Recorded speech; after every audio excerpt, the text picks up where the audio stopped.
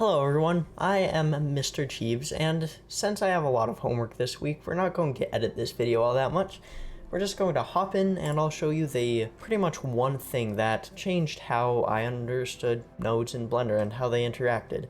So let's give this a material, and I'm in rendered mode right now with like one light, and obviously we can change anything on this principled BSDF, like the roughness and whatnot, but we're not going to go with that for now, because if you've been using Blender for a little bit, you probably understand how to do some of that sort of stuff.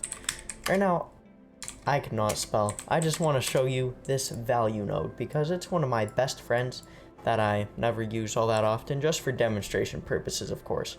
So right now we've got a fat value of 0.5 in the middle here.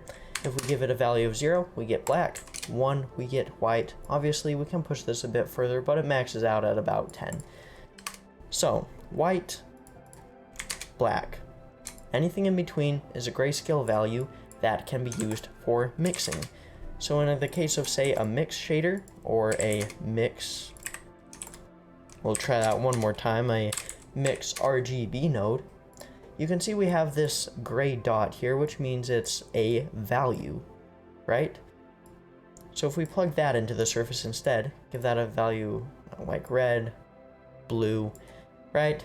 Our value of 0.5 gives us this awesome purple color because it's mixing right into the middle with this gray scale with this value of 0.5. Now if we go back to this, which I'm using the Node Wrangler add-on and the Control-Shift hotkey to switch real quick, by the way. If we go up to a value of 1, we get blue, and go down to a value of 0, we get red. Mixing between white and black, 1 and 0. Essentially, that's just how all nodes mix. That's how you mix between nodes. That's how you do math operations with these values. And that's it, really. I mean, I could elaborate on this a bit if you want. So we've got, say, a gradient texture here, and this is the output we're getting. A value of 0 on the left with our black and 1 on the right with our white. And if we go back to this, we're getting this nice clean mixing. Again with a, say, noise texture. If we mix that in, we're getting values of 1, closer to 1 and closer to 0. And essentially you just want to do stuff like this, mix between 1 and 0 to mix between nodes, and that's just how it works. That's how you build out super complex shaders, at least until we get into displacement stuff. That's how you mix between textures, mix between different shader nodes. That's just how you get really great materials. So just take that to heart.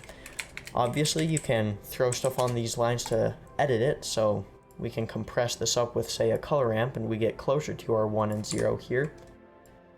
But that's pretty much it. Texture nodes use this sort of stuff with their factor output.